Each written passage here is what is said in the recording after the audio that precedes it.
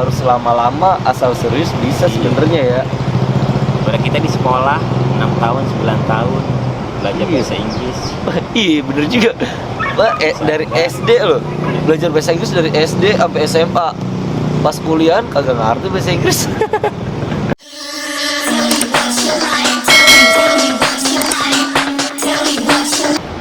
Oh ya, Kak Ade kan dulu sekolahnya bareng sama Kaipung nih, biasa ya. Tapi kan kemarin ente tuh yang aneh denger kan pernah keliling Jawa 1 tahun nggak kerja, cuman buat nuntut ilmu. Itu bener kayak gitu tuh? Iya benar, benar banget. Itu maksudnya kan 1 tahun itu lama ya. Iya. Ibaratnya pas dulu kerja tuh emang ngumpulin modal nih buat keliling Jawa nuntut ilmu atau bagaimana tuh? Karena itu pasti butuh modal yang banyak kan 1 tahun. Kalau bisa diceritakan Kak Ade. Jadi ceritanya gini, saya itu kan passion saya di bahasa Inggris. Bahasa Waktu sekolah tuh saya ngerasa kurang pelajarannya di sekolah, soalnya gitu-gitu aja. Membosankan. Iya, membosankan, Mama. metodenya ceramah. Heeh. Karena saya sendiri kurang setuju sama pendidikan di Indonesia sendiri. Kurikulumnya tuh masih terlalu jadul ya, di zaman yang modern seperti sekarang. Contohnya di Finlandia mereka cuma belajar cuma 4 jam sehari, tapi kualitas pendidikannya bagus. Iya, Lebih bagus Finlandia. dari Indonesia yang belajar dari pagi sampai sore sampai malam kadang. Oh, panas otak ya. Dan terlalu banyak pelajaran yang setengah-setengah.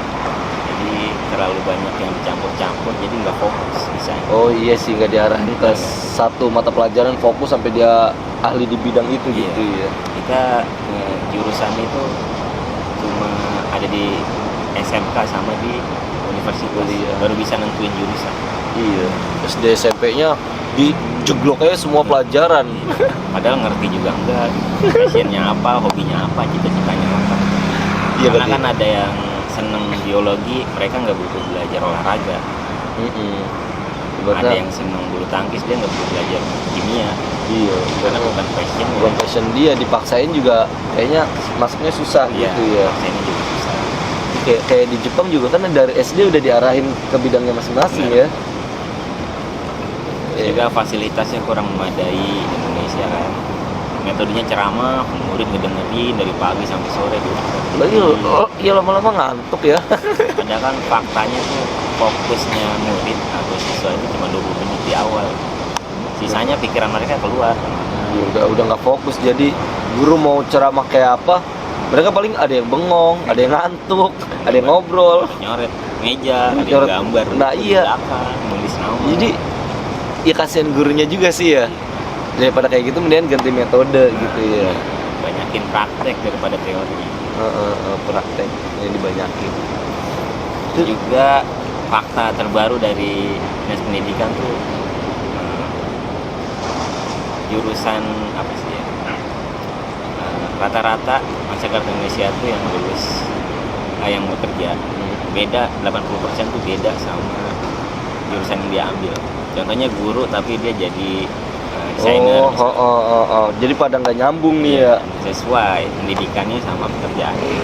Ya karena emang dari kecilnya nggak diarahin ke kamu kayaknya lebih spesifik ke jurusan ini nih, nggak diarahin. Jadi pas milih kampus juga masih nimbang-nimbang, taunya salah ngambil. Iya, Salah. banyak yang salah ngambil jurusan. Iya, itu soalnya nggak diarahin dari kecil sih ya. Jurusan bahasa Inggris, kerjanya jadi apa, mekanik, buka bengkel, padahal bahasa Inggris gitu. Iya sih. Karena itu karena waktu saya SMA tuh nggak ada biaya buat ke kampus Inggris. Karena kan bahasa Inggris itu belajar paling bagus di Kediri kan. Pare Kediri, Jawa Timur. Jadi saya pengen buat ke sana tuh. Baru ada uang setelah saya bekerja di perusahaan. Oh, jadi emang ngumpulin duit buat 1 tahun keliling Jawa gitu. Iya, nggak ngumpulin juga sih, karena jenuh aja. Oh, Jenuh di kerjaan gitu-gitu aja, nggak ada motivasi, nggak ada improvement.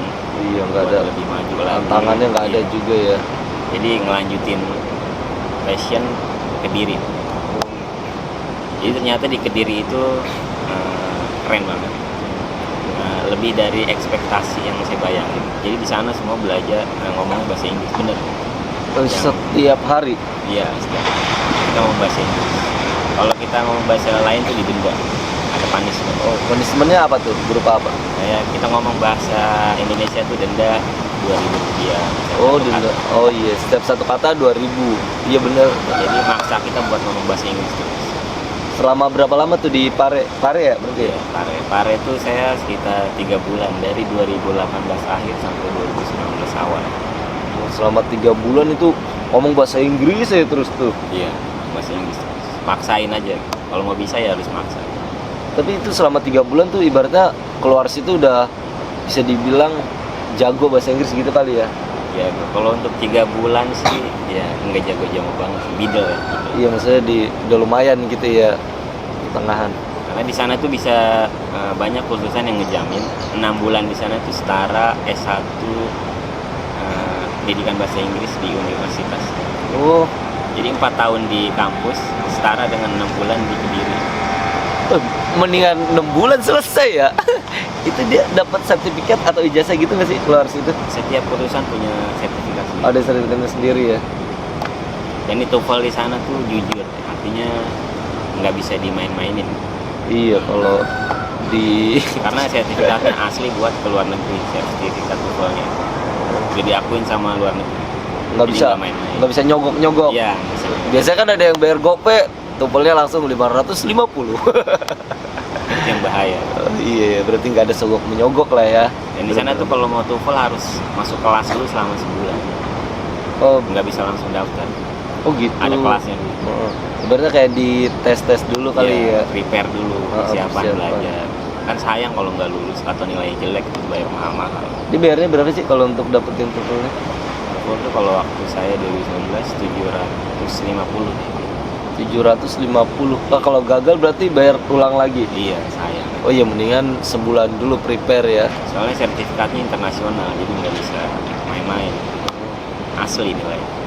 Berarti kalau udah dapat sertifikat itu keluar kemana aja udah diakui gitu ya? Iya, bahasa udah Inggrisnya. diakuin keluar negeri. Itu yang mau ke Pare langsung aja datang ya belajar di Kediri. Apa istilahnya? Namanya? Nama tempatnya? Kampung Inggris. Kampung Inggris Pare ya. Dan di kampung Inggris tuh bukan cuma bahasa Inggris saja. Jadi sebenarnya banyak bahasa, ada Belanda, bahasa Arab, Mandarin, Cina, Jepang. Cuman dominannya Inggris sama Arab. Oh gitu. Berarti kalau kita mau belajar bahasa Cina, Jepang bisa juga di situ. Oh, oh baru tahu kayak Pung ya, keren Inggris doang. Kalau di sini terkenal kampung Inggris, kalau di sana terkenal kampung bahasa. Jadi berbagai bahasa ada. Dan kita ketemu orang dari Sabang sampai Merauke sampai luar negeri juga. Karena yang belajar di sana tuh nggak cuma orang Indonesia dari Sabang sampai Merauke, tapi ada orang Thailand, ada orang Arab, Campur-campur situ ada semua. Itu sistemnya tapi sama semua, kayak misalkan nih Kaipung misal contoh ya mau belajar bahasa Jepang.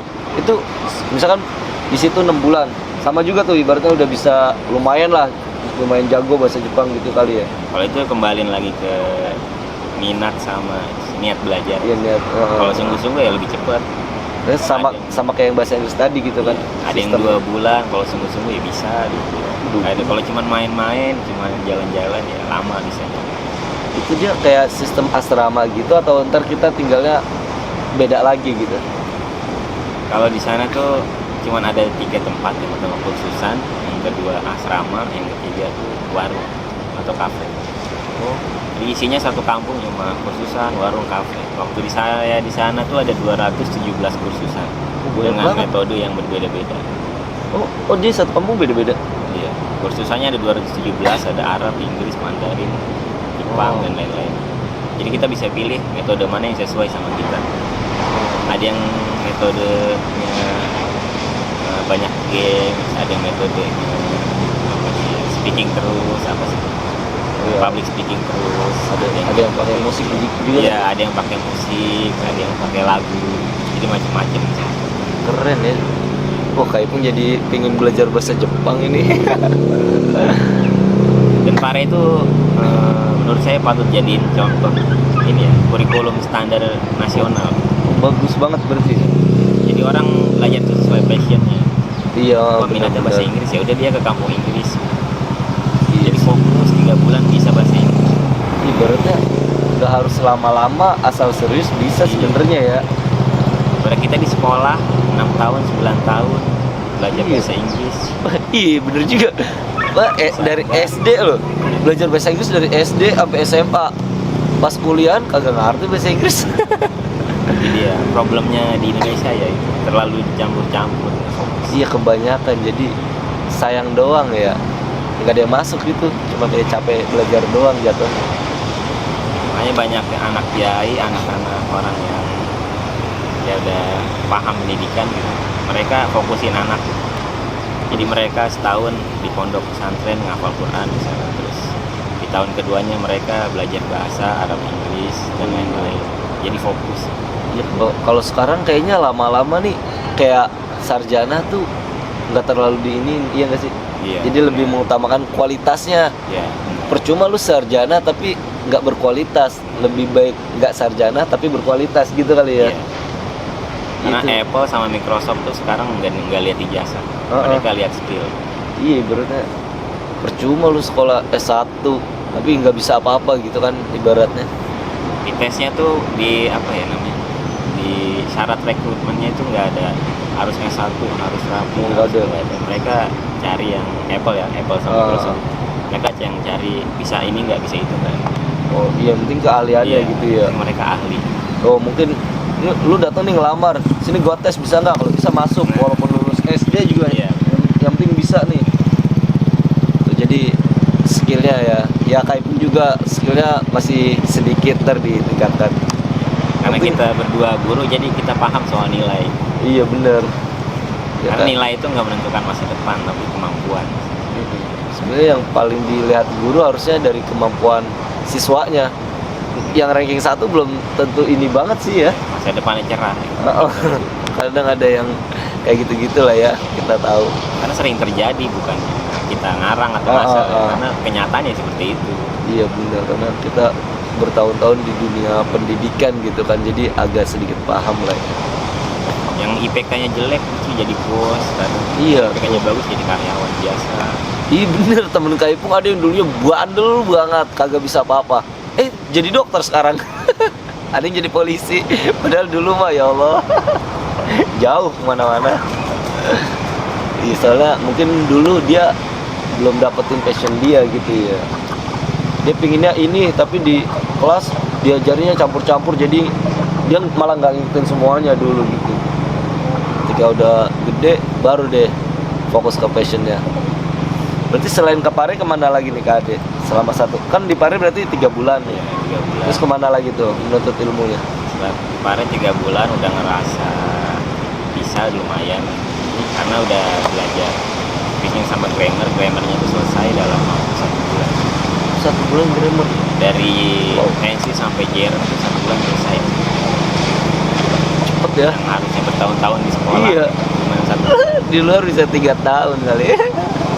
Setelah itu udah ngerasa lumayan, saya pindah ke Indramayu. Indramayu tuh tempat kursus apa tuh? Indramayu itu pondok pesantren. Oh pesantren. Tapi mereka tuh khusus. Maksudnya gimana nih pesantren khusus? Khususnya tuh jadi nggak mesti lama bertahun-tahun, jadi sampai bisa aja. Khusus belajar nausoro. Oh iya. Jadi sama kayak di Pare metodenya, mereka khusus nggak belajar apa-apa selain nausoro selama 3 bulan waktu saya di sana. Kalau sekarang sih 5 bulan. Dia emang 5 bulan. Misalkan Iya. cuma 5 bulan doang, nggak boleh lebih atau nggak boleh kurang. Boleh. Boleh bebas ya. Sampai dibolehin pulang sama kiainya. Oh, Syarat pulangnya itu harus bisa. Yang pertama harus lulus dari kelas 1, 2, 3 sampai 5. Terus harus ngajar juga. kalau di sana ngajar yang Iya. murid barunya gitu Iya, kali ya. Setelah lulus harus ngajar. Nah setelah ngajar baru boleh pulang. Kalau misalkan kan orang ada juga kemampuannya lambat gitu ya. Misalkan udah 5 bulan nih, ternyata dianggap sama Pak Kiai ini kurang mumpuni nih kalau buat ngajar, ditambah lagi berarti. Iya, diulang lagi bisa. Oh, bagus ya Mas Sor. Berarti metodenya pakai apa tuh? Metodenya metode tamis. Tamis Jadi apa metode tuh? tamis itu baru dikembangin sekitar 12 tahun ini. 12 tahun. Udah 12 tahunan lah ya. Ya, metodenya tuh metode cepat. Jadi yang biasanya di pesantren kita pakai banyak kitab, di sana cuma pakai 1. Jadi digabungin. Oh, itu tebel banget berarti. Iya, dari Jurumiyah, dari Imriti, Alfia digabungin. Cuman diambil intisarinya aja, yang penting-pentingnya aja. Nggak ada teori khusus. Jadi kita metodenya tuh nggak boleh nanya, nggak boleh mikir, nggak boleh nanya, nggak boleh mikir, nggak boleh pusing. Wah, lah ini metode baru nih, nggak boleh pusing. Bolehnya tuh cuma nyanyi aja. Oh jadi dia lebih cara ngapalnya dengan nyanyi. Iya. Oh. Jadi semua teori Naus Sorok sama terjemah Quran itu dinyanyiin semua, dinazumin.